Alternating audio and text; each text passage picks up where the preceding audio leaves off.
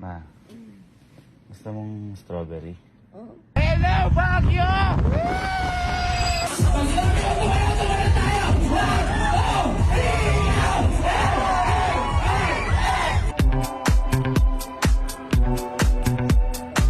So, alas 6 pa lang ng umaga at may ride kami ngayon. Kasi hindi ko pa alam kung tuloy to kasi jamming yung mga Pero kung matutuloy to, sasabihin ko kay mama na pamamalengke ko lang siya ng strawberry, gano'n, kasi panahon ng strawberry. Pero sa Baguio ko bibili.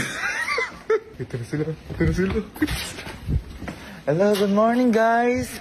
Good morning! Wait na ba yung Baguio natin? Ay, tara na! Wait lang, anuhin ko lang si mama. Wait lang.